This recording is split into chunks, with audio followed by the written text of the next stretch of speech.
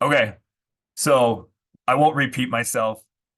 Alana, just for full transparency, I talked a couple minutes without recording. But we are getting into it. We're talking about really the repercussions of the lawsuit and the settlement and how that will change real estate.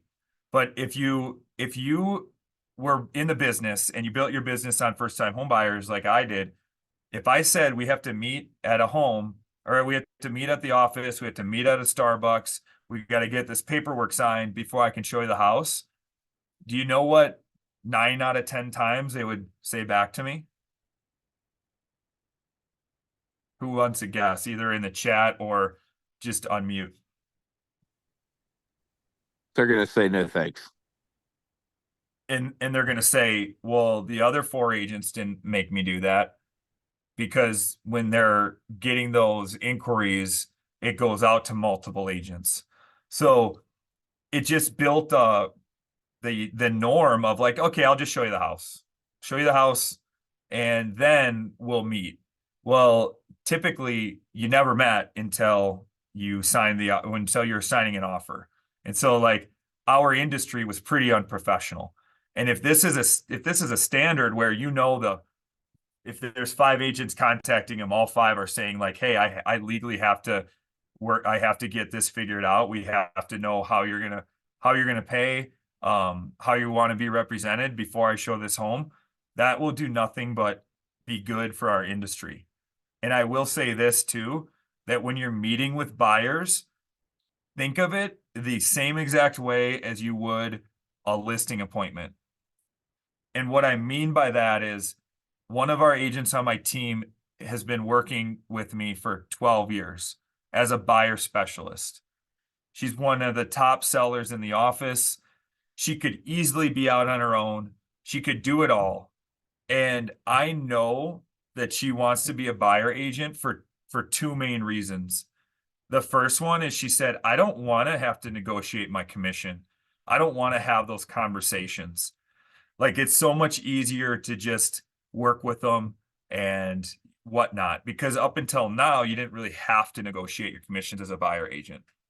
The other reason is like she can really control her time and travel a lot because she works with a showing partner.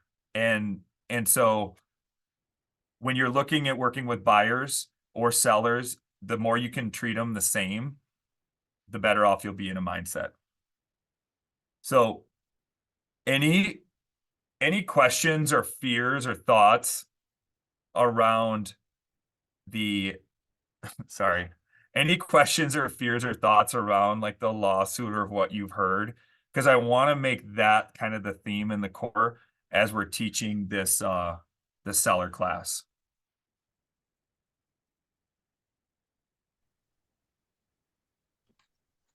For me, I personally think that, there's a law for everything. For anything that you do, I'm a property manager, and you always have to make sure that you're in compliance. I always have to be careful that I don't say the wrong word to somebody, because either it's discriminatory, or it's offensive to somebody, or it's out of compliance, because everybody thinks they know the law, but they don't all know the law. So this is the same thing. Every industry, not only real estate, it is the same policy. I just have to be cautious in what I do, and that's why it's good that the company educates us in what we need to know and how we need to process the sale, the buyer's agreement, whatever it is. But we just have to be, proactive and be cautious about it. It's everything in our life that we have to do. So I am not quite afraid of it. I'm a new agent here, and I feel confident that the company is informing everybody, and especially the new agents, how are we going to proceed. But the most important thing is our value and what we learn and how we can be beneficial to our clients. That's pretty much, but I'm not afraid for whatever is going to come. Everything is going to change, and this is only one part. Within a couple of years, probably something else will come along, and we have to change that situation as well. I understand everybody is fearful about the commissions and fearful on how we have to approach the situation, but that's like just pretty much life. Yeah, I'm not so much concerned about. I'm frustrated. I feel I need to sell my value again. I didn't join real estate to sell anything, to be honest. I've been in sales since I was 15 and I'm 42. I'm kind of tired of sales. I got into this to be above sales, to be a consumer advocate, a pillar of my community that can help change things. And now we're being blasted in a bad light. That's kind of my frustration with it. Um, I'm I know people don't think I'm a bad person, but at the same time, they're like, well, hey, maybe we need to wait and hold off till all the dust settles and before we do anything with you, Vinny. And I'm just like, the 6%, it's not going away. It's just not going to be posted on MLS. The agents are still going to text each other, now without the client being able to be aware of what's going on. So, I mean, they talk about antitrust, and that's kind of where I'm concerned where this is pushed us. But I don't know. I'm a new agent that got into this thinking I was dissolving needing to sell what I'm valuable for. And now it's like, well, no, now you need to resell your value because this lawsuit is completely diminished what you're worth. And that's kind of frustrating. I agree. I will say a couple things. So to the point of value or sales, what I love about real estate is it's not like a pair of shoes. It's a house. So when you think of sales as like, hey, what can I do to get you into this car today? Like that's what I think of as sales. And that's not anything I want to be a part of. And with a house, I could be the best salesman in the world, and I'd have a really hard time to convince you to buy a house you don't want to buy, right? And so I do think it's very important to have a sales, to not be embarrassed or ashamed to be a sales agent, because there are a lot of sales. There's a lot about sales that will help be the consumer advocate, the community expert, all of those things. If you reframe your mind a little and say, to me, what sales is, it's understanding personalities at a very high level, intuitively. So if I meet with a couple, what are they on the disc? Like, what are they compliant? Are they a driver? Are they a social person? Are they a rule follower? And then secondly, like, who's making the decision? Like you can kind of, if you can intuitively pick up on personality and you can intuitively pick up on who's a decision maker, you can ask really solid questions that just lead to them figuring out what's best for them. And I love doing that. And that by definition is sales. So if someone says, and we're just listing appointment. Someone says, hey, we really want to leave because we want to move to Boston. It's cool. So, this is my marketing plan and this is my commission. It's like, no, you missed the point. Like, what brings you to Boston? Oh, my kid's going to school there and I just want to be close. What, and then you ask another question and you ask another question and you ask another question. And if you find a strong enough motivation, sometimes sales is like getting them to be courageous enough to act, to fight for what they want. Because moving is very scary. Buying a home is very scary. And not all the time is moving in their best interest. And if you know that, and sometimes I can't tell you the number of times I've talked people out of selling or out of buying because it's not always right. So, but if someone's like, hey, I really want to buy, and then they're just like, you can tell they're scared or they're not doing, and you can bring them back to that motivation, like that's beautiful. So what are your thoughts on that? No, and that's what I envisioned whenever I wanted to become a real estate agent. I wanted to be that person that might give that person an extra shove to get over that hump to first time home ownership. They're single, they're by themselves, they're not sure they can do it, and you kind of help them do it. That's a beautiful feeling. Also, at the same time, you have somebody unsure, getting older, maybe about to make a bad business decision. Just let them know that you may not want to make this decision right now. Like I care more about that than I do about the commission, which is why I think the lawsuit kind of frustrates me because I care about the people more than I do the commission. Yep. If so, here's a secret I'll let you in on, and you guys aren't to blame other than let me get back here. So Scott's a little bit to blame. No, just kidding. But the industry, if our industry was perceived as valuable to the public, meaning we were worth, like, just think of this perception. You get 6% to put a sign in the yard and put it in MLS to take some photos. You make $21,000. Like, that's what a lot of people think of realtors, right?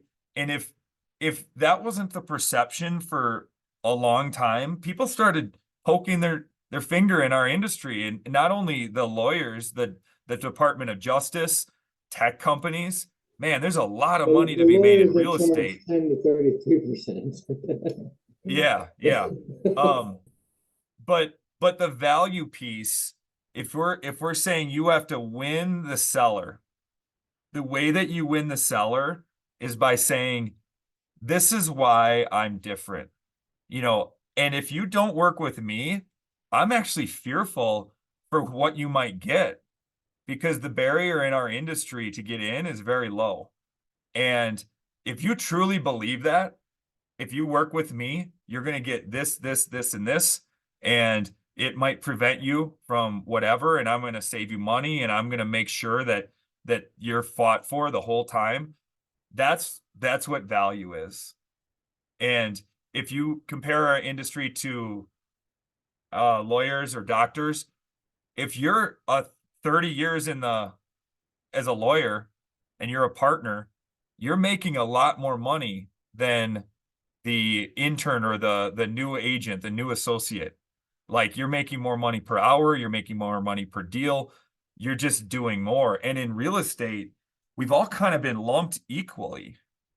And the unfortunate piece is, whoever your people know that's in real estate, that's what they kind of think of you. If you've ever thought of it, like, we're all in this together. And so and I'll tell you this, before I got into real estate, I had a very poor perception of realtors, because all that I knew of for real estate was, when I went to open houses, they were super fake. You could tell they just wanted to, like, make BS small talk and try to be your friend and whatever. And I could see right through it. And I'll never forget, I was in a basement, and the basement was smaller than mine, so I couldn't even stand.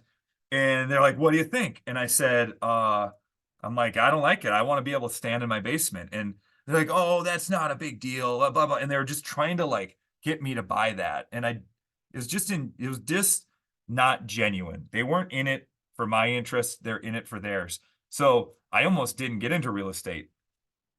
So when you stand out and you can adequately share that, you have a visual for it. Someone gets on an elevator with you and they say, "Why would I pay you when Joe Joe will do it for 2%? Why would I give you 6%?" And you're able to just, like, talk through that. That's when you win. And I don't necessarily think that's sales. That's more of a belief in yourself, to say, like, "Hey, I am that person that's going to help them so much. And I actually am scared if you just go out into the wild and pick a random agent." Yeah, I love that. You're right. It's to speak about yourself in a self-confidence, that's the key to winning. And once you get that literature down, or that speech down to what your value and what your worth is, then yeah, you'll win. You'll win people over constantly. I love that. And there is a class, the one that was today, Value Squared. So every time they teach that's on the books 2 more times. They're going to learn, and there's going to be new information. But, like, again, commit to that. That's the class to master. And you will take territory and you will leave veteran agents behind. So I got a couple more questions and then I'll get going. This is all part of the presentation. It's just the real world. So yeah, I'm just wondering, what are we to do? Call every showing for our buyer clients to find out a seller is offering commission, especially when working with VA and FHA. So unfortunately, until we figure out what this means, it doesn't go into effect until July for one, but let's just say this is all into effect. Unfortunately, like that is probably going to be the norm. You're either going to have to go on each company's website because they're able to advertise the co-broke on their website. They're just not able to advertise it on the MLS. So whatever, I don't get it, but that's it. Whatever the rule is what we're going to have to do. And if they're VA, then they're most likely VA because they want to take advantage of that no down payment. VA loans, as of now, they don't pay out commissions. So yeah, that's going to be the reality. You're gonna say like if you get 3 or 4 showings, you're gonna have 3 or 4 conversations or look on 3 or 4 websites. And if you're listing a home, be prepared to get 25 of the same question. Text, emails, whatever, phone calls coming to you. What's your co-broke? What are you offering? So we'll find out like best practices as we go, but that is what's being proposed. Is this gonna kill first time home buyers with no money down? Yes, if depending on, so let's just say we're in a hot market right now, at least I am. So take your local market. If you're in a hot market and there's multiple offers on a home, the buyer agent commission is going to be a deciding factor in if the home gets paid or if your offer gets accepted. So if everyone writes 300, if there's 6 offers and everyone writes 300, just for an example, and 4 of them have no buyer commission and you do, and one other does, it would be pretty easy as a seller to say, I'm not going to take these 2. And that's a real conversation. So now your buyer says, hey, you're preventing me from getting this house. Can't you just do this for me? Like, can't you cut your commission down to this? Can't you do that? And when you have that value or the conversation up front with the VA or the FHA, you're going to have to set expectations. There is a likelihood that you're going to have to pay me directly out of your own pocket. So the best way I would describe this is when you're doing a listing appointment or you have an accepted offer with a seller, an appraisal comes. And the worst time to talk about an appraisal is after it happens, because then everyone's all emotional and freaked out if an appraisal comes in low. The best time to talk about an appraisal is like 2 days before, and you call the seller and you say, hey, your appraisal's on Thursday, pretend it's Tuesday, and this is what you can expect. So one, you really shouldn't be there. Let the appraiser do their thing. It takes about an hour, and the report could take like up to a week to come back to us, because I can't tell you how many times I got a call at 4:01 when the appraisal was 3 to 4, and they said, what's it appraise at? And I'm like, no, that's not how it works. And then I would say, now here's what could happen. It could come out fine and everything's good. If it comes out low, if your offer is at 300 and it comes at 280, your options are you got to lower the house to 280. The buyer has to come up with 20 grand extra in cash, or you meet in the middle somewhere, but the loan amount cannot be more than 280. And they say, okay, that makes sense. So if you're working with a buyer in that example, here's your 3 options. I'm going to fight. Sometimes it's going to be right in the upfront. This is what they're going to pay you, because this is what I charge. This is what I make as a buyer agent to represent you. Option 1, it's going to be right in there, and it's going to be fine. It's going to be taken care of by the seller. Option 2, we're going to write it into the contract and see if they accept it. Option 3 is you would pay me directly. That's how I see that conversation going. And when you're working with these conversations with sellers or buyers, it's going to be very similar. So one comment in here was around the frustration around the lawsuit and focused, and the only thing changing in MLS is the MLS posting a buyer's commission. In reality, nothing changes. I would say the biggest change is that the buyer agent is going to act like a listing agent, because it's one thing to say, sign this document, you agree to pay me. It's another thing altogether to collect on that. To hold them accountable. So, And I guess my thing with that is, if you take on a buyer and you show them 2 homes and they find the home of their dreams, and it comes down to that situation where, like, well, you're going to come out of pocket. That buyer can look at you and say, you took me to 2 places and did nothing. Like, what do I owe you?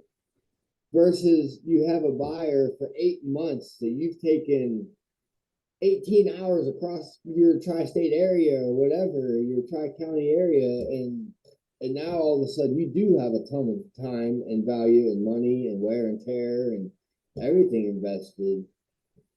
Like, I'm dreading what it's going to do for the buyer and the buyer agent relationship. well, flip it. So we're talking about sellers today. You pitch a seller and you say, it's 6%. I'm going to do this, and this. I'm going to do all this work. We're going to get your home sold. It sells the next day. There's 12 offers. You put in, arguably very little time. A seller could easily say, well, you didn't really do much. Can you just cut your commission? And you'll be like, well, what? Like, I got you multiple offers. My marketing did all of this for you. Or you could list a home. It's on the market for 4 months, and you're doing an open house every week, and you're sweating over this. You're bleeding. You're like, all your effort is going into it, and they'll be like, wow, like, thank you. You really earned your paycheck. But if you focus on what's most important, and what's most important is selling their house for the most amount of money. And if you're working with a buyer, the most important thing is finding them the right house. I would argue the most valuable thing you could do as a buyer agent is show them 1 to 3 homes, and they find a home and they love it. Because there's going to be a difference between order taker agents and skill-based agents that can guide a conversation. The order taker agents are going to go out of business by the end of the year.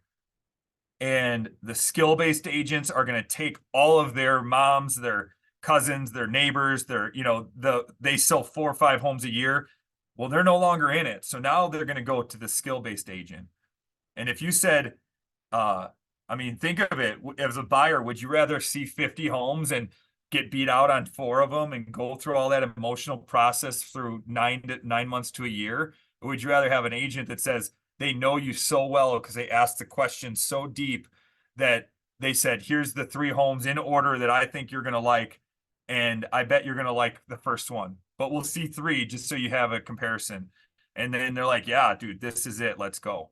Like, that would be amazing. So think of winning a seller and winning a buyer very similarly, because that conversation comes up with sellers.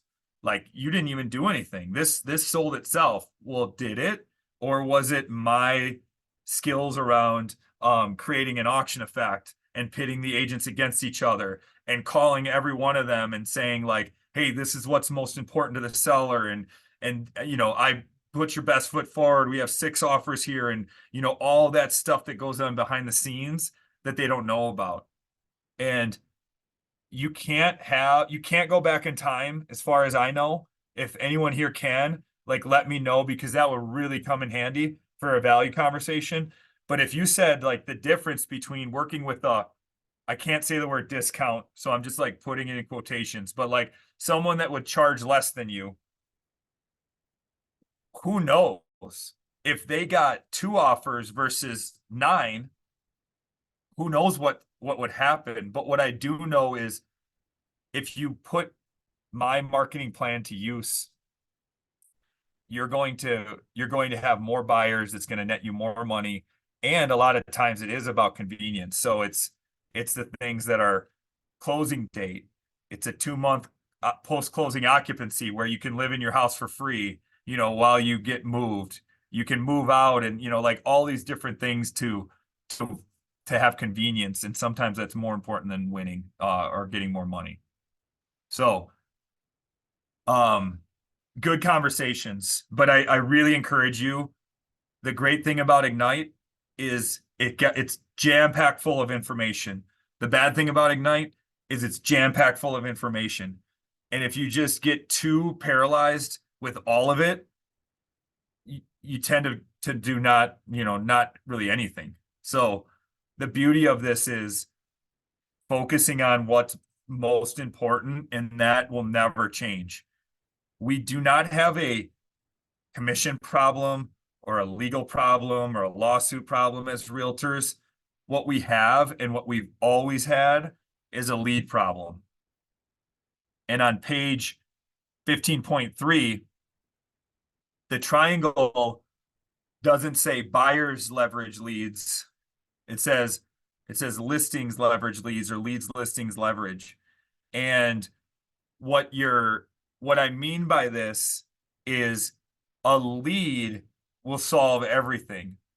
And if you had let's say you have 10 seller leads in 2010.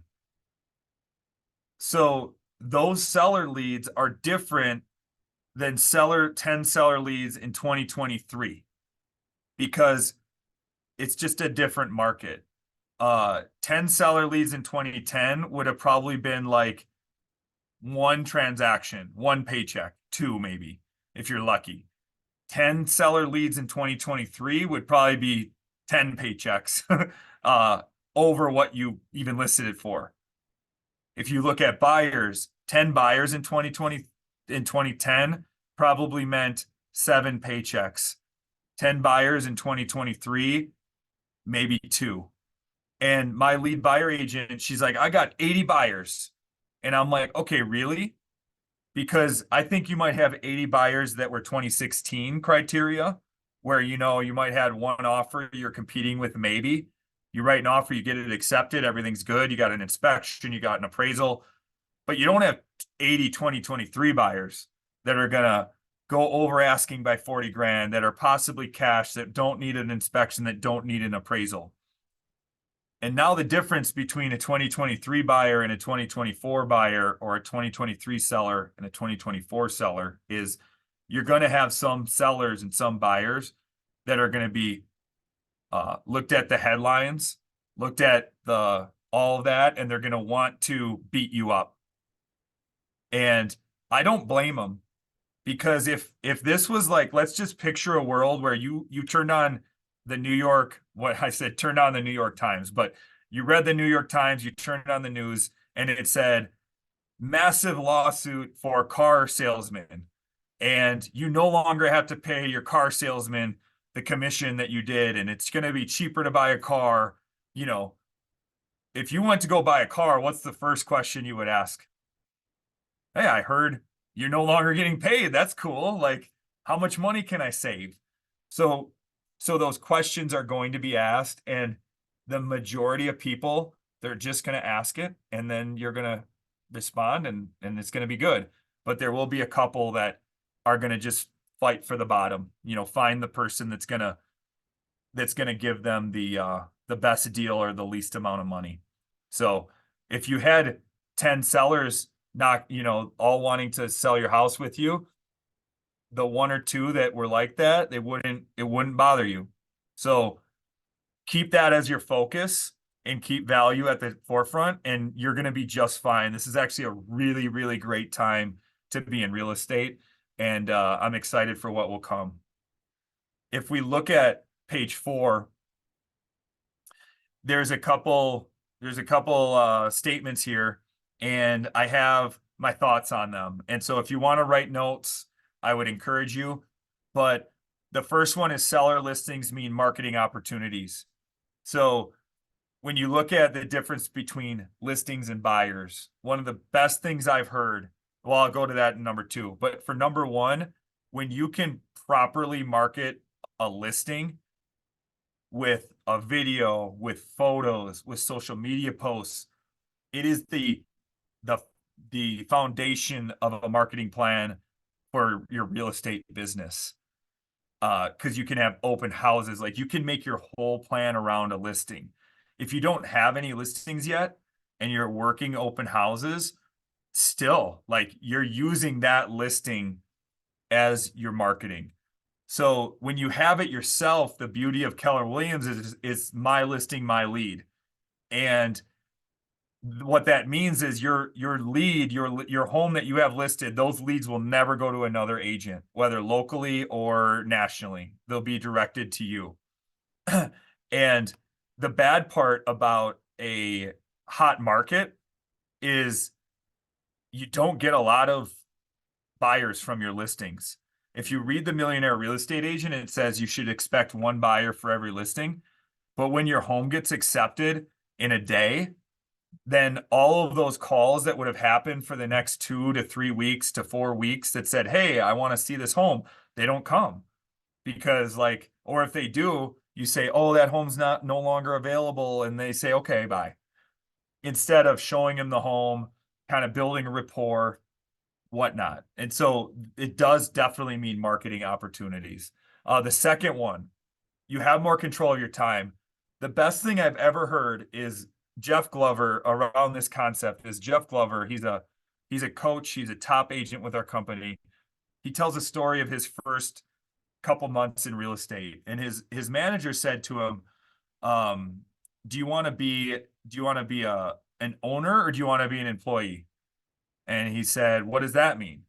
And he said, "Well, the employee, they go, or sorry, I'll start with the owner. So the owner, what they do is they work really hard, from 8 to noon, trying to find sellers, trying to find people to list their home. They go out on the appointment, they put it on the market, and then they have relaxing nights and weekends. Where the employee, they go out, they see what's on the market, they show the inventory, typically when buyers want to show it on nights and weekends, and they're more at the mercy of their buyers and the inventory. Now, would you rather be an owner or would you rather be an employee? And when you think of it that way, it's so true. A listing could take you, I think the average, and I'm wrong here, but you get the point. I could be wrong here. It's about 8 hours, where the average buyer could be about 29 to 30 hours. It's about 2.5 times more time to close with a buyer than it is to close with a seller. And that goes to point number 3. Point number 4, volume, volume, volume. I don't necessarily know what that means, but like I look at this from, I'm always personally focused on the unit, because I think that you can control the unit count. You can control how many homes you sell, how many appointments you go on. You can't always control the volume. And you can control like what you focus on. Hey, I want to be a luxury agent. I'm going to do open houses only on 500,000 and above. But you can't control what the market's doing. So if you build your business plan off of units, the volume will come. So that's my 2 cents on that. With seller listings, you are on the front end of pricing. And so you are setting the bar for the neighborhood, for the area. And then like when you're working with buyers, you're on that, it's more reactionary than proactive. And obviously when they're properly marketed, it brings you more business. So very rarely will a buyer lead bring you a listing, obviously, unless like they need to sell a house, but like a listing typically will yield a buyer. It'll either be them needing to buy or finding a buyer. You can do open houses, you can do all that stuff. So you're more of a professional if you can be listing based. I was gonna say, my very first, and I'm still working with it, so I'm a new agent. I'm working on my very first listing. It hasn't even hit bright yet. But I got the contract signed. The lawsuit does have them hesitant. They questioned me. I had to again sell my values, so that we're gonna move forward. But the beauty of it is it was on Facebook, and they were asking if anybody knew of single level living in our area. And I messaged them and was like, I just got into real estate. And she said, well, stop on over and we'll talk. Well, here her hairstylist is a real estate agent, been her best friend for years. But she said she's established, she has her business. You're just starting. You reached out to me first. You win my business. So it is a listing, but I got to them from asking it from a buyer's perspective. I just wanted to throw that in there. But yeah, my very first listing is a buyer. And plus, now that they're selling, they kind of want to help their son do something. So I might be getting a second listing. Yeah, it's very likely. So, I'd say the other advantage of you guys starting now is the general like consensus was if you worked with buyers, you didn't have to talk about commission and negotiation. You work with sellers, you do. Well, that was the only drawback of working with sellers, but now you got to do it on both ends. So you walk into this as just focused on sellers, then the buyers will definitely come. Now on when I page, started searching real estate, I heard you always wanted to be the listing agent, not the buying agent. yep. When you see TV shows, like HGTV or House Hunters, that's not how it is in the real world. So like, you can't base your decisions off of what you see on TV. And the listing agent is definitely, if you're in control of your time, if you want control of your time, you want to live out the one thing, you definitely have more control over that than you do with buyers, because you have control when it goes on the market. You can prepare for it. Where if, let's say it's Easter weekend this weekend, Friday at 3 o'clock comes and a house comes on the market your buyer wants to see, and you were planning to go to your parents' house and letting your kids see your grandma and grandpa, and now you're like, oh, sorry, I gotta wait, I gotta show this house. So it's just more in control. You will burn out working with buyers too long. Well, at least you will if you're anything like me. So on page 5, we talk about service cycle. And as we go through this, I'll look to share some of our real examples of like what we do with a team, because the listing presentation, what we do, like visuals speak so loudly. So, but on this, it says, you're converting a lead, and every one of these little gaps is a place where you could lose their business. And I think it helps reframe your mind of the importance. So you guys talked in detail about leads on other Zooms in Ignite.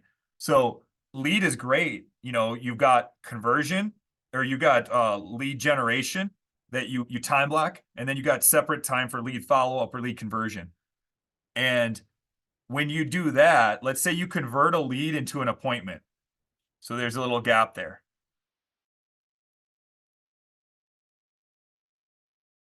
Friday, today's Wednesday, you may see them Friday.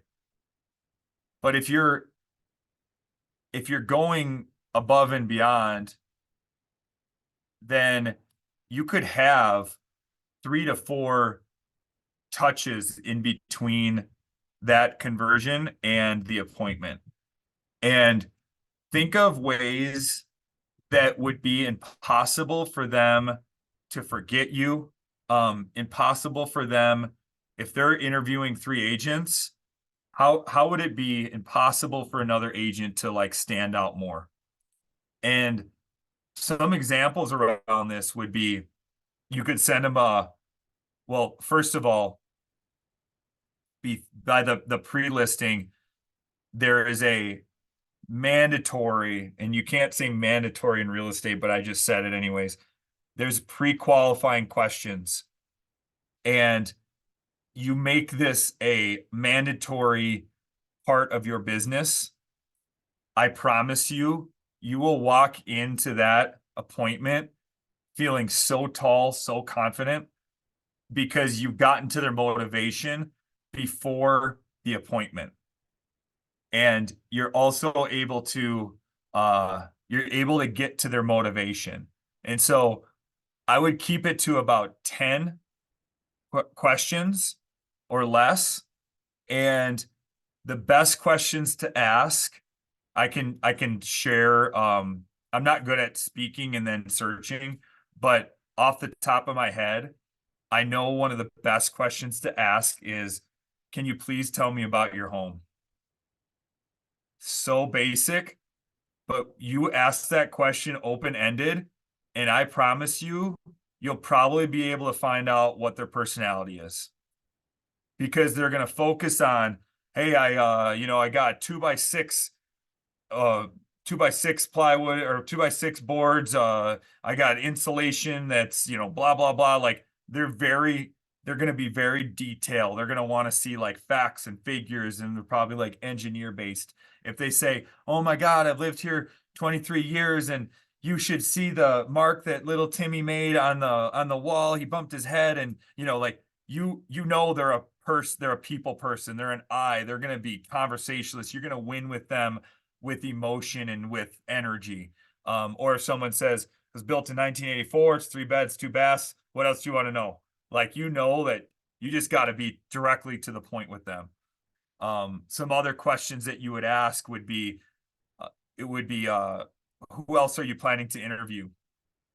And you might think you're putting the seed in their head to interview more people, but one, they probably already are. And two, if they're not, they probably won't just by you saying that.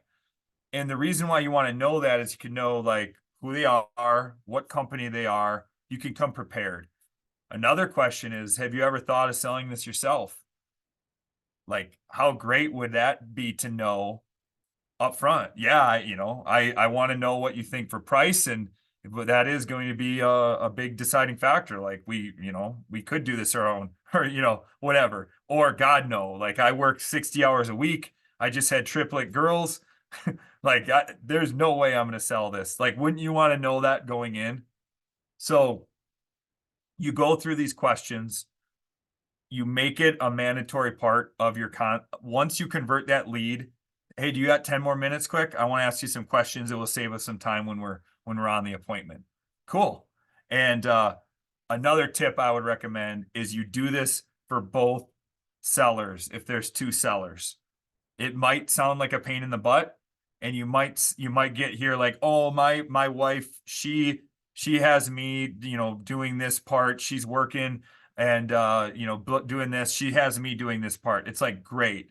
If I could get 10 minutes of her time real quick, I just want to make sure, sometimes what's important to you isn't for her and whatever. But the reason why I want to do it with both people is because I want to know both their personalities. B, I want to see if what they say matches. And like C, when you go and meet them, I don't want one person thinking I like them more, simply put. So I don't want the wife or the husband or the spouse or whoever to think in their head, oh, he's really focused on that person. He's not focused on me. My perception, I want to know that I care about them both equally and both their opinions matter equally. So it's very important to me that I would do that for both and type in the notes. And there's sometimes when I go there, the last question is, if everything makes sense when I come out there, would you be ready to list? And yes. Okay, cool. So part of this pre-listing would be the pre-qual. Very important. That's an extra touch. A handwritten note that just sends out to them like, hey, thank you. I'm really looking forward to our meeting. Now, that might not happen if like the meeting's tomorrow or the listing appointment's tomorrow, but make that a like part of your plan. And then the pre-listing packet, which we'll get into. Very, very important. And this is how I say it. My last question is, my last two questions are, okay, well, I always want to give them a little piece of homework. Not a lot, but a little. And a homework example would be, all right, well, in the meantime, when you put your home on the market, and this is true for me, it may not be true in your area, you're going to need, I'll need a key. And if you could get your loan information, if you have a mortgage, and also if you find your title policy, it'll save you 10% on your title. So would you be able to, find that information and have it on the desk, or, have it on the table for me when I show up? And if I show up, or when I show up, and it's on the table, like, what does that tell me? They are ready to rock. Your listing appointment could be like 5 minutes.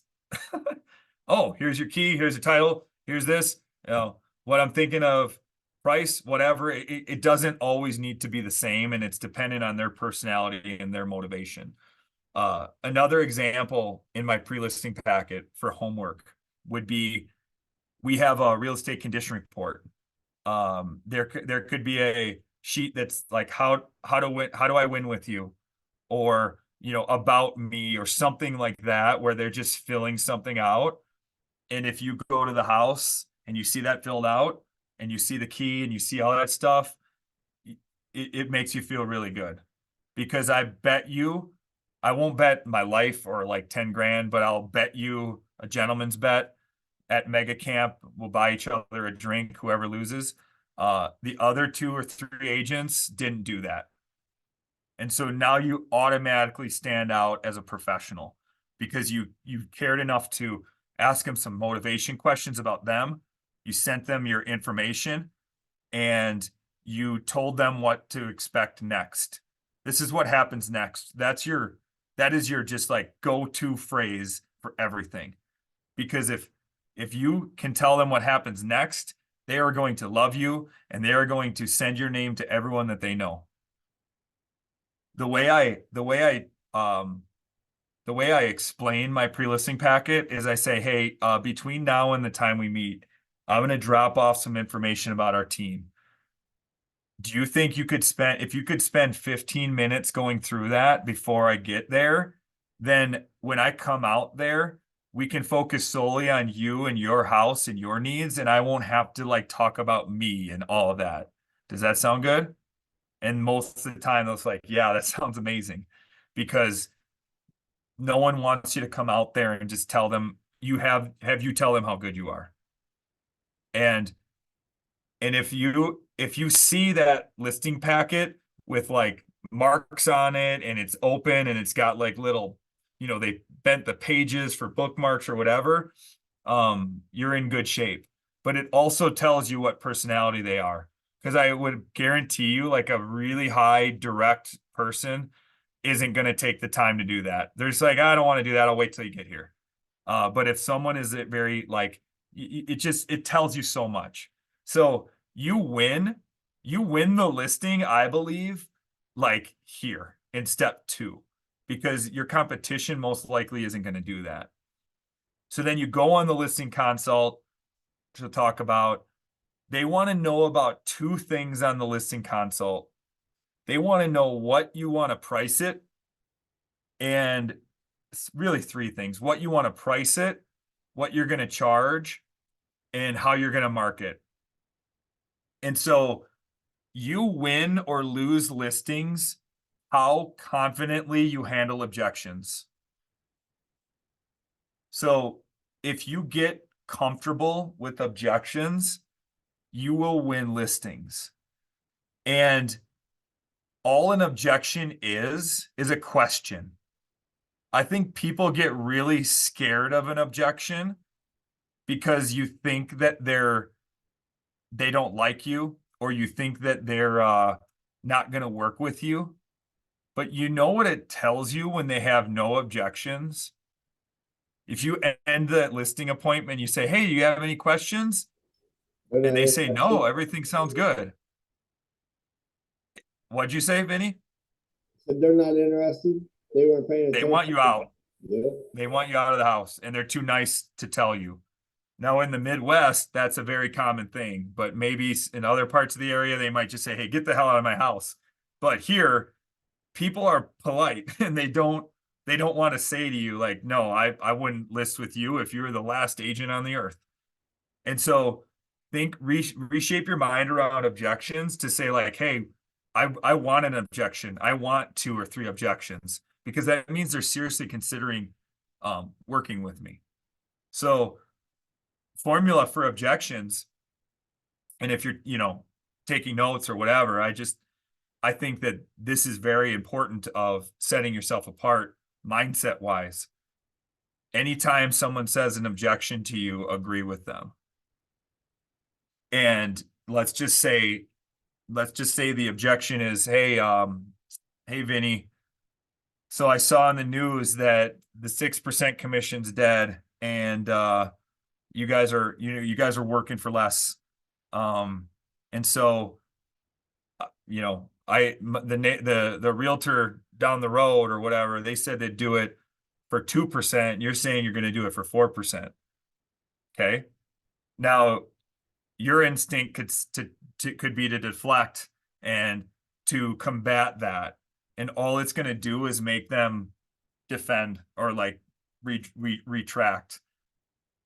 I would say, you know what? I'd say the same. I can completely understand that. I would be saying the same exact thing if I were you. Because I would, if I was never in real estate and I saw that stuff, I'd say the same exact thing. I can totally appreciate where you're coming from. And can I show you what the difference may be? Or, the first thing is to agree with them and to say and, don't say but. So and it's a bold thing. But I just said but. So when you agree with them and you say and, it's just they're gonna lean into you. They're not gonna draw back from you. And they're not gonna like cross their arms and shut down and be like, oh, here we go. And what I would honestly say, and this is what I would encourage you guys to think of, either locally or ask questions on, and I don't have an answer for this quite yet, but I'm actively building, is a menu of services. So if commissions are they've always been negotiable, but if they're even more like transparently negotiable now, creating a menu of services. And to that 2% versus 4% question, what if you said this? And I'm just thinking out loud. I totally understand why you'd ask. I appreciate you asking that, because I would ask the same thing. And can I show you, here's my marketing services. So did you ask, here's what I offer. I can do this for 2%, this for 3%, this for 4%.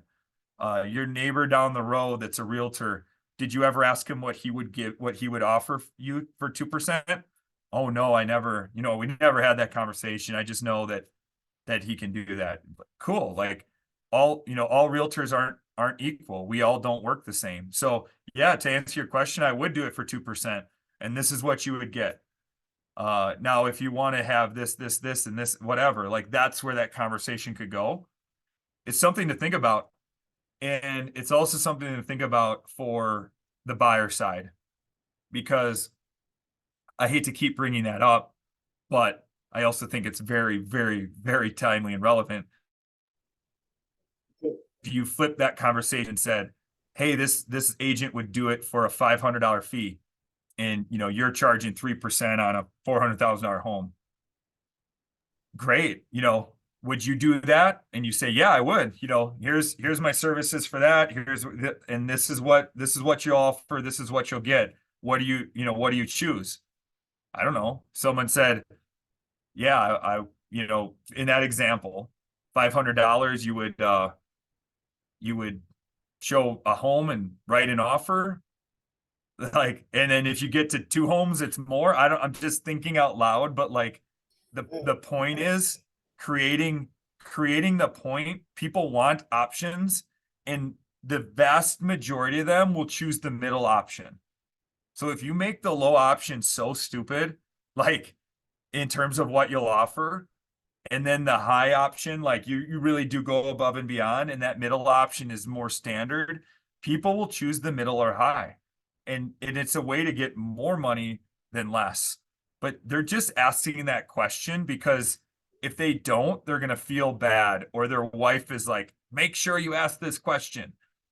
And you're gonna get the same 3 to 5 objections on every listing appointment. Or you're not gonna need to handle like 27 different objections.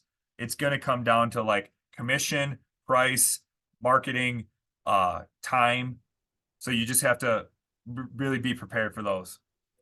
Scott, like, so with all that said, as an agent, I can't accept a payment from a seller, period. All payments go to the broker. So now, is this like this is where I'm kind of starting to get a little concerned. Like, they're going to be trying to wheel and deal me now, trying to get me, well, can you just take this amount for this? Can you take this amount for that? All the while, all this has to be put in a contract to be paid to the broker, because I don't accept direct payment from the seller at all. I get paid by my broker. So that's kind of like where I'm going to be like, do I need to call my broker now and make sure that me going this low is going to be acceptable, or how's this going to go for us? Yeah, the brokerages are going to have to, the brokerages are going to have to adjust too, because my office has a minimum commission for the selling side and a minimum commission on the buying side. And so that's going to be a work in progress. And I'm thinking of this just as a way to like prime your brain for what may be next. And so you're going to have to keep up to date on your office policies and where they're going and what's happening with all of that. But like I would just encourage that, and I know they're talking about this in the value squared class, is having those options and complying with your market center and all of that, but they are always going to pay you, or pay the brokerage, and then the brokerage is going to pay you. So at that point, the negotiation, I feel, isn't totally in our hands. I mean, it is, but at the same time, depending on your market center, it may not be. Yeah. And I'll say this too, like if a buyer isn't gonna pay you, if you don't let's say a buyer won't pay the office minimum and your office charges you the office minimum for your cap, like that's not gonna last very long, because that's what got us into this mess to begin with. Because the perception is there's a price fixing, there's a commission fixing. And so the market centers are going to have to adjust too. And I don't know what that will look like, but they're definitely going to have to adjust. So nothing to be scared about, but you definitely want to be prepared for. So then, you look through the cycle, once you get an offer, you got to negotiate that whole process. Step 5 is where you will win your referrals. Step 5 is you get an offer, you get it accepted. Step 5 is the offer is a negotiation. So that's where you get it accepted. Step 6 is the contract to close. And I stopped sharing my screen, but step 6 is contract to close. And then step 7 is post close. And I'll say of all the steps where you win your referrals, it's going to be step 6. And that is where like you will work your way in gold, or they will just think that you're worthless. Because if you're here and you're sharing all this stuff and you're doing everything in the pre-listing and this is how great I am and this is what I do and all this, and you get an offer and they never hear from you unless there's bad news, then you're never going to hear from them after closing. So just really don't skip this step, step 6. So, we can go through some of these things. A 7-step close to appointment. Now, where I see this is the actual listing appointment.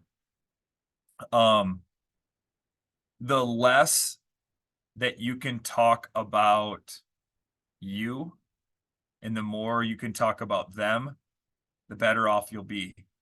And if you go into the appointment, the first thing you do is, you can look around the house, you can get a feel for them, make that conversation, but you bring out the pre-listing qualifying questions and what they answered. You say, I just want to recap. I've got you both here.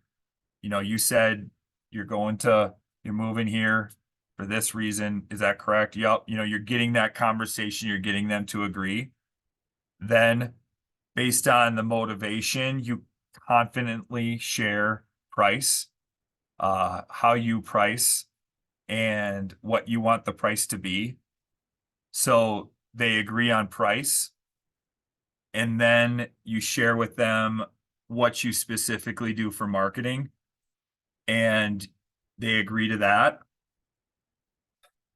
What's the next step? What's the only logical step? It's for them to list with you. And so when you get to that point, you tie them down, there's all sorts of different closes, but like this is the sales part, but you can do this without having to feel like sleazy. Assumptive close is, so when are you ready to get started? Or, you ready to get your home on the market this week, whatever, this weekend? Should I schedule, when can I schedule the photographer? I'm looking at the photographer's schedule. They're free Friday at 3. Should we book that? If you say something like that, it'll bring out an objection, or they'll say, yes, let's do it. The easier that you make that question to answer, the more likely they're going to say yes. So if you make that question really hard for them to answer, it may just paralyze them and cause them to think. And this is Phil Jones. He's a speaker that speaks on exactly what to say.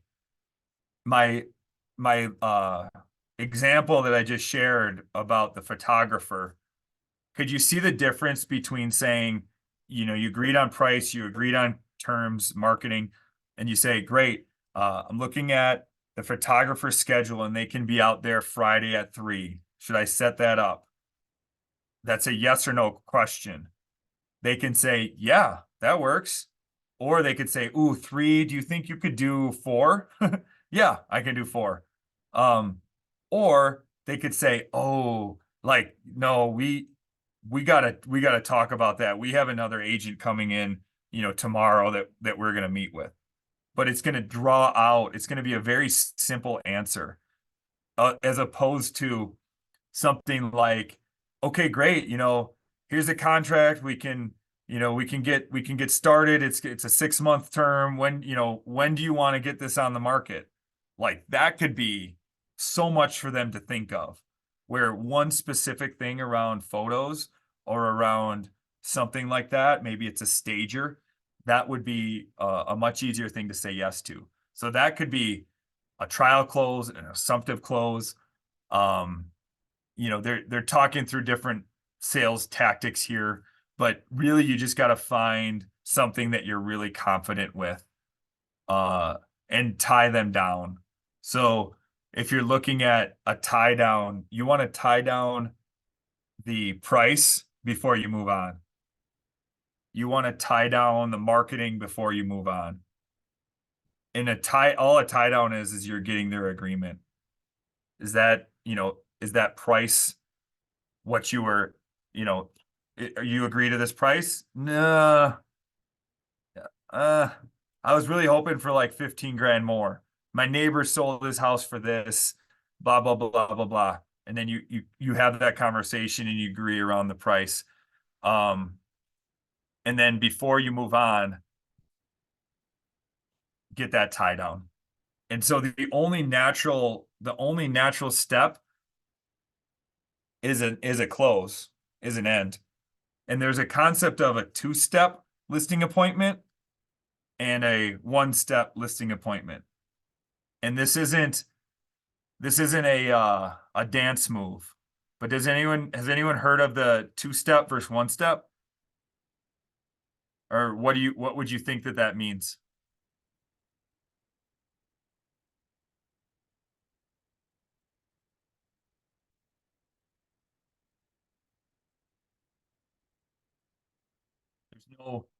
There's no wrong answer.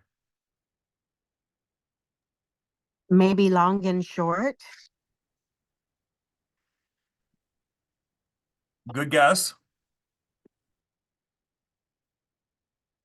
A two-step would be you go out to the house, you see it, you take the notes, you talk about, yourself and your marketing, and then you schedule another appointment to go over like CMA and pricing.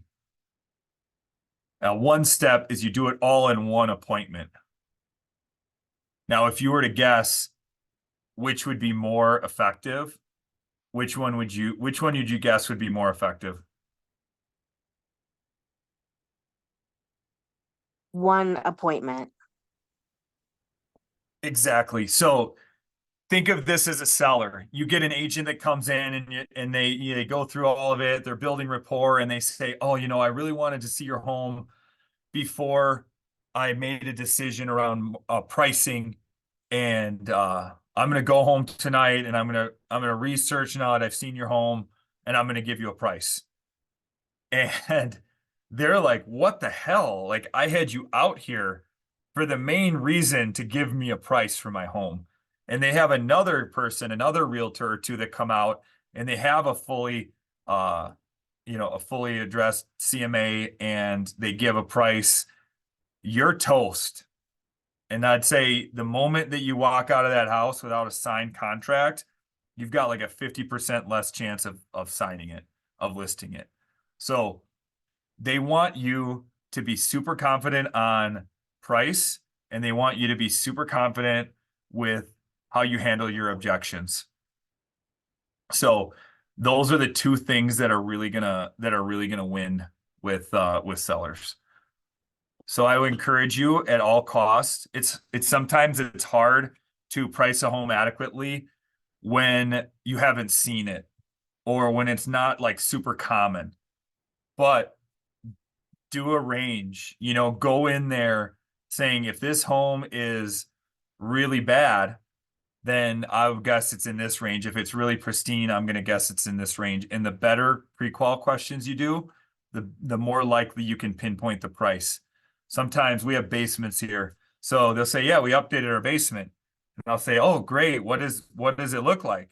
And they'll say, "Oh, there's paneling, there's wood paneling, and we've got the neon lights." It's like, "Oh, so you did that in like 82." Like, that's not updated. And what I've learned to ask, instead of saying, "Hey, what recent updates have you done?" I say, "What updates have you done in the past 5 years?" Because recent is a relative term. And if I know let's say I know they bought the house 7 years ago, I might ask them, "What updates have you done since you bought the home?" Because I know that it's 7 years. But like, the more I can get into, the more that I can get into specifics around that, it's like it's walking in with an unfair advantage.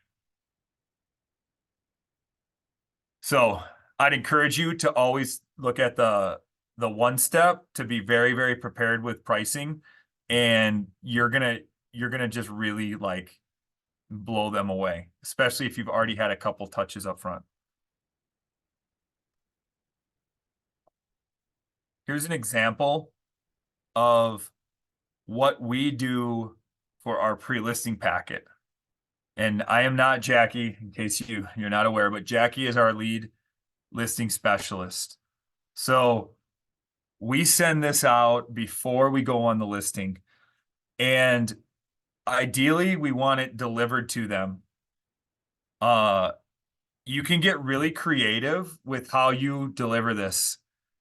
I've had people say, "Hey, I'll buy you dinner." And all I ask is like, while you're having dinner, you guys can look through this.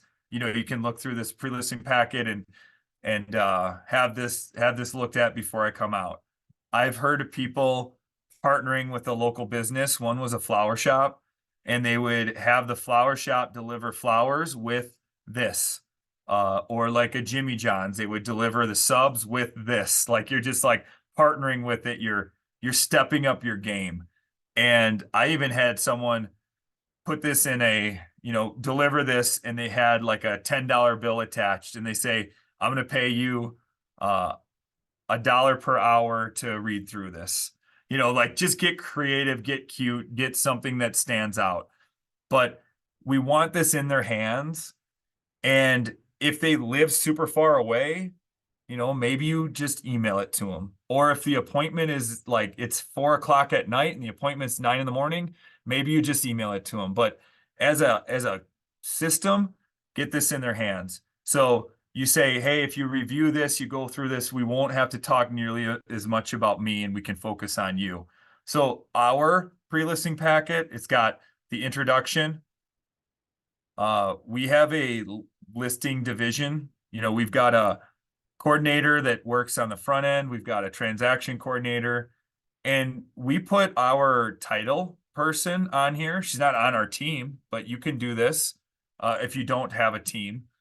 And then we have our stager. She's not on our team, but we partner with her. So we make a team.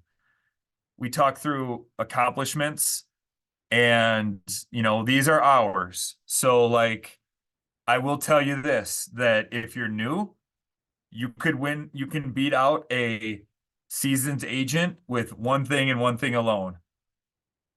What do you think the most valuable thing you have potentially have as a newer agent that someone like us, like someone like me with a big team, you see this, what advantages do you have over me as a new agent or solo agent? More time to focus on the customer. Oh my God, exactly. For sure. A lot of people's love language is time. And love languages transfer over to real estate transactions. So if you told someone, hey, you're going to get me, I'm going to be there every step of the way. If you work with Lifetime Realty Group, you don't want to talk badly. So if you work with some groups, you might get passed from person to person. It can be confusing, but I'm here to tell you, I'll be there every step of the way. 100%. You would win out with some people. So time and you're there. You're there every step of the way. Those are the things that you can focus on. So, but we focus on what we're good at. So maybe like this will win out over the new agent, but there's someone for everyone. We want to put in testimonials that share like real life examples. So build those up when you're on that pre-listing call or you're on the listing appointment. Hey, this is how I know that I've done my job. When we're sitting at the closing table, you're really, really compelled. You want to share how good of a job I did through a review, and you would tell someone in the meantime about me, and I could work with them. That's how I know I did my job. That's the level that I'm holding myself to. The little things. So I mean, there's just certain things that, I don't know, we find this important and we can talk through this. And so you got to look at your local market and like kind of what the norms are and what could be frustrating. One thing that some companies do locally is they don't put their photos in right away because their office has to do it. So if they list the home on like a Friday and their office manager isn't there, the photos may not go in until Monday. But everything right now is like urgent. Like if you list a home and there's no photos, you're just shooting yourself in the foot. So we talk through this. Here's our value proposition. If you talk about value, now we're going to tweak this with the new norm, but this is what we sell. And then this is specifically what we do. So if someone's looking through this beforehand, they may have a question or two, but we don't have to go into this for like, 10, 15, 20 minutes. And you talk through photos, staging, and this one's really good. So this one talks about that process that, the graph that I showed you. And this is hard to like see, to like without an explanation, but this is a visual that we use while we're on the appointment. And so our goal is that you never have to call us because we're always informing you of the next step in the process. So step 1, step 2, step 3, step 4, like every step of the way. And because a lot of people think we put a sign in the yard and we get paid, but there's a lot that goes on. And so without going into all the detail on this, I think this is one of the most important graphs that we have or visuals that we have in our pre-listing packet. Because when you come out there to list their home, they think that they have to like move tomorrow. And that sometimes is the biggest objection. They're like scared of the timing. And we go through this. Okay. The day you sign the listing contract, and you can actually write the date with a pen. We're going to schedule the consult here, photography. Like by the time you actually close, if today is March 26th, this could be like May 15th. Oh my God, really?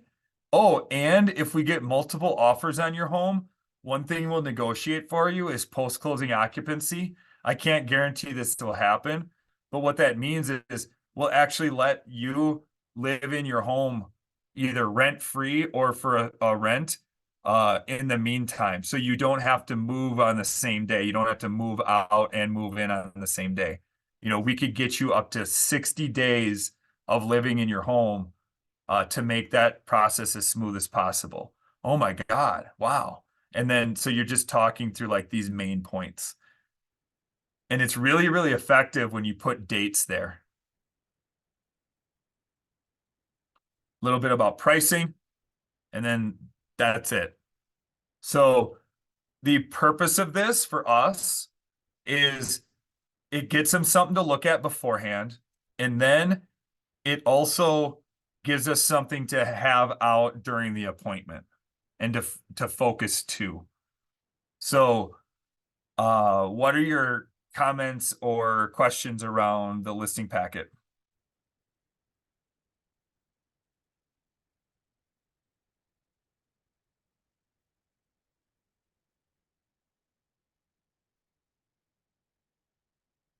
Was it a mic drop? Who here has a listing packet already? And you can type in too if you don't want to talk. Who here needs to do a listing packet as their first action item? Okay, we got some honesty. This is what I did to create. And in full transparency, if I show you, I'll click back here and I'll show you something. So our pre-listing packet, if I showed you our old ones, this doesn't go as far back as I was thinking. Let me share if I can find like old ones. Old. So just to share, like this was probably 8 years ago. And this was actually a step up from, this is something that we would send. That was pages 1 and 2. I don't know why we did it this way, but pages 4, 5, 6. So like this was a step up from our first couple. And every time we like upped our game, we upped our game, we upped our game. So do not look at like someone's finished project or like a 12th domino, as your first domino. Just get something done. And what I did to do this is with Keller Williams, my first day I joined KW, Ignite was going on. And the person teaching the price your listing class was the number one agent in the state. And I was taking notes vigorously because it wasn't happening at my old company. I couldn't just learn from the top agent in the state. And I went up to him and I said, hey, like I loved your presentation. Could you share what you sent me? And he was like, here it is. Like, here's my presentation. Here's what it is. And he gave it all to me. And I was like, what the hell? This is awesome. And so I got the idea of like, well, maybe I'll ask other people. So I asked 5 people for their listing presentations and I got them in PDF. And then I printed them off single page. I didn't print them off back to back. And you can do this through a PDF splitter too. But I put that every one of them had like key components, what they talked about pricing. They had something, what they talked about for marketing. They had what they talked about for the company. And so I put all of those together. I had all the pricing ones together, all the company ones, all the things together. And I just looked, I'm like, what do I like? What I don't like? And I built it that way. And I know KW has a version of a listing presentation and a buyer presentation. It's under Command. And I just want to show you like where you would find that. So if you log into Command and you would go into designs, there is a full template of listing presentation. I'm thinking here. Told you I'm not good on the fly. But I think these are ones that we've created, and there's a way to get into the entire library in Command where you could see what actually, like what Command has and what KW has generated. So if you have the template of the company and 4 or 5 local people, you could build out a really, really solid listing presentation.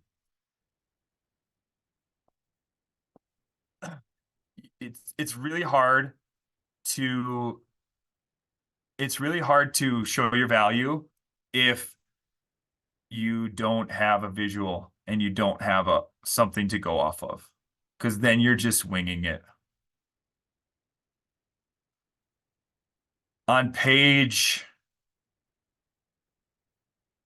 15.8, I believe you guys already covered this, but think of listings as the purposeful approach. Now, this graph changed my life. This visual changed my outlook on my entire life because I'm someone that can show up with a ton of raw energy and I can just work and hit my head on the ceiling like over and over and get a lot accomplished. But when you're working entrepreneurially, you don't really have any systems, you don't have any models, you don't have anything. You're just going. And this on a listing side would be like you show up to the home, you have like a receipt from Costco that was in your car, and that's going to be your notes that you take. You're going to do your listing presentation on a Costco receipt. And you're just going to wing it. And you're just making it so hard for yourself. So anytime you do something twice, write it down, create a system, build it for what works for you. And the purposeful way to do this, the way to scale it is you have that system down, the pre-qual, the pre-listing packet. You're saying the majority of the same thing on every listing appointment. Now, you would have 4 different listing appointments, 4 different listing presentations with the same material. So the reason why you'd have 4 listing presentations is because there's 4 different personality styles. And so you can have the same information, but you're delivering it in different ways. And if you're dealing with, again, someone analytical, it's going to be a much different presentation than if you're dealing with someone that's direct. All they want to know is, what are the other homes that you use? What's the price you recommend? What's this going to take? Let's go. So I would encourage you to look at this presentation, but not make it so regimented that you're selling to yourself. You're selling to the personality that you are. And I believe the reason why people get like 1 out of 4 listings is because they got the one that's like themselves, that's like you. They got the one that your presentation is tailored to. But if you realize through the pre-listing questions that, hey, I'm going to really have to put on my engineering hat for this one, and you bust that personality out, well, now you won 2 out of 4. And one great story I had personally, I had a retired engineer. I found that out from the pre-qual, and he said, I'm interviewing 7 agents. And I was like, wow, that's more than I've ever heard in my life. And I was like, okay, game on. So I went out there and I had the most data that I've ever prepared for a listing. And I talked to data, I talked about price, how it affect the market, all of that stuff. And he said, he wasn't ready for me to sign because he had like 6 more agents to meet with. And then he called me back and he said, hey, I really want you back. Like, you were at the top, but I have some more questions for you. So then he had a ton of questions for me and I answered them and all this. And then he wasn't ready to list yet. And I'm like, man, this is like a challenge now. And he called me back and he said, hey, because your team has buyer specialists and listing specialists, can you bring your buyer agent with you? Because I want to ask them questions about what buyers want. And said, sure. So our buyer agent came with me and he opened with, of all the realtors that I met with, you are the most like an engineer. And I was like, well, I've never been told that in my life, because my brother was an engineer, my dad was an engineer, and all I heard my whole life was, why can't you be more like your brother? Why can't you be as smart as your brother? I was an athlete. I liked people, I was the social gossiper that talked too much in class. I was never once told that I was an engineer, and I beat out all of them, and he gave me the listing. So think of it, your goal is to know what they are like. And to Vinny's point from the start, that's what being a salesman means to me. It's like really, really knowing that and being effective and asking the right questions that just leads to a great conclusion. So, I think as we start wrapping up, there's a lot to go over and know, but 90% of it is mindset. And it's making the decision that you're going to be a professional and you're not going to be an entrepreneur. An entrepreneur sounds amazing. A lot of people watch Shark Tank and they're like, hey, I want to be an entrepreneur. But that's not what it means in that E to P graph. All an entrepreneur means in that is that you're doing what's easy for you. You're doing what's natural for you. You're not building a system. And if you think of your mindset as, I'm going to adjust to the new norm, I'm going to adequately show my value, and I want people to work with me because I know they're in good hands.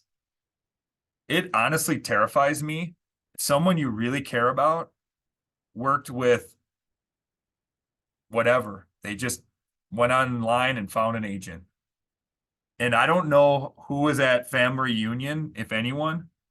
If you were, just put in the comments. But Tony Robbins was there, and he gave a 4.5 hour presentation, which I never got bored with, which is a genius. He pulled someone up in front of 13,000 people, unplanned. He said, "Hey, come up here." And he said, "Cool." He said, why would I use you to buy my home?" And that person had to answer on the spot in front of Tony Robbins and 12,000 people, or however many people.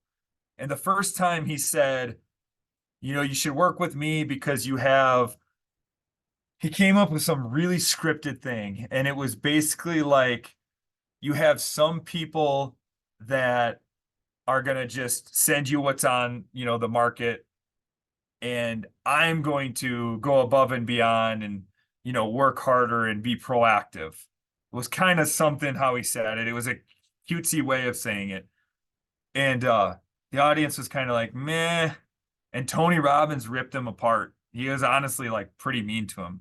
He's like, "Man, that was horrible." And I just felt so bad for this guy. But then he said this, which is really, really effective. He said, "Okay, pretend that I am someone that you care about more than anyone on earth. You care about me so much, and you don't want anything wrong to happen to me." He said, "Now, why would you want to work with me? Or why would I want to work with you?" And his answer was like so heartfelt. He's like, "Honestly, I don't want anything bad to happen to you, and I'm going to be with you like every step of the way, and we're going to go with this together." It was so genuine, and everyone just stood up and clapped. And if your mindset around value is that, where you fall in love with your client, and you know that they're gonna be good, they're gonna be better with you than with others, I think you've won. So as we wrap this up, if we look at the last, like one of the last pages here, I would love to know, and I know there's some people just listening and passively watching, but how could anyone answer how your thinking has changed around working with sellers, even working with buyers?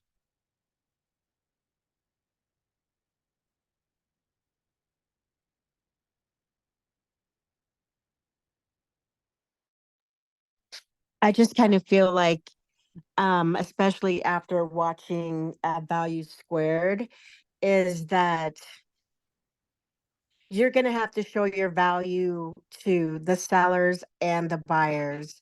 And you're going to have to be completely transparent with everything that you're going to do. And you're going to have to build trust. And you're going to have to give them an experience, not just trying to um, be a salesperson to them. So, yeah, that's kind of what I think. 100%. Who else has something for that? And the question was, like, how has your thinking changed just from our conversations here?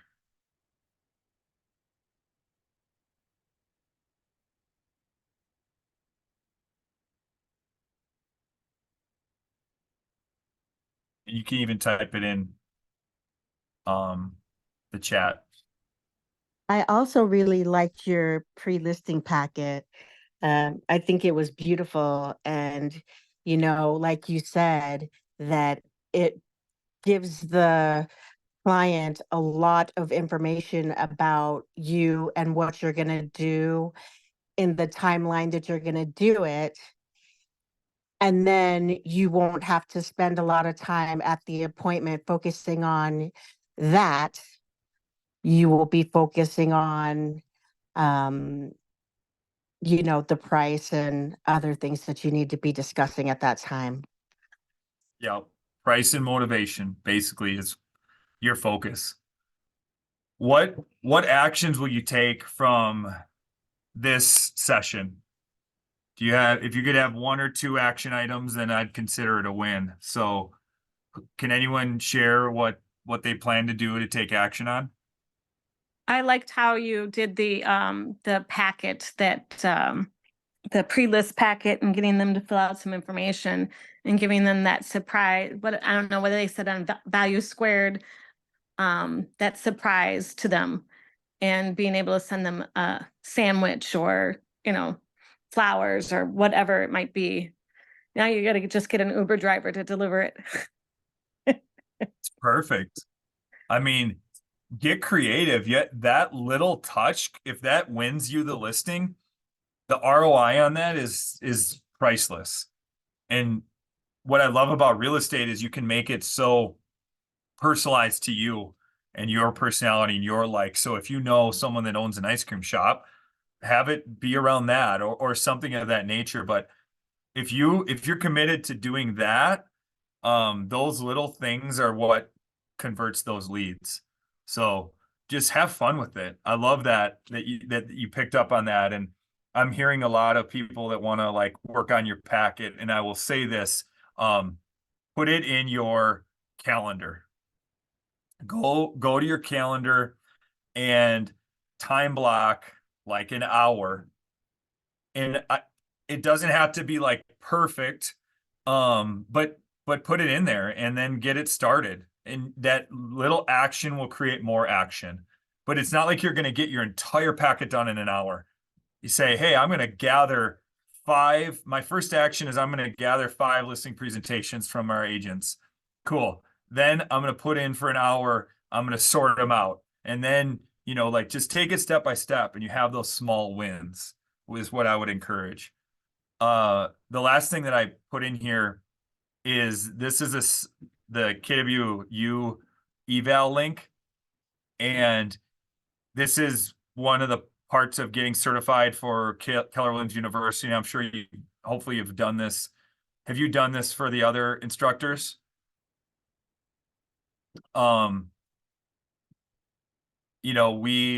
We do this this is a KWU approved class, obviously. And I really like going in person, but there's all of this too. So if you could fill this out, and if you've done this before, then you should be good.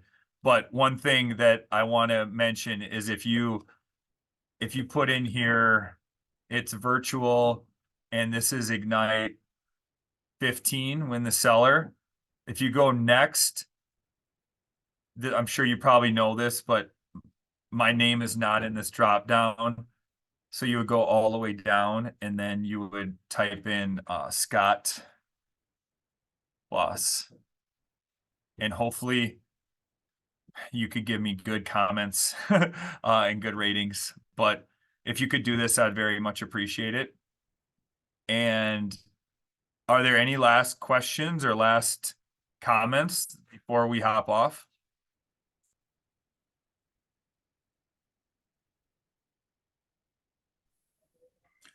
Scott, do you have the QR code that you can put up there that we can copy that for your evaluation?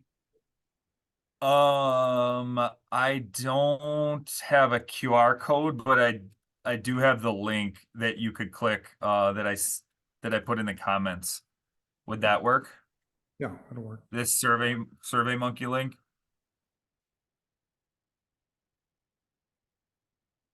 Anything else before we go? I have done this with this little guy around my ankles the whole time, basically.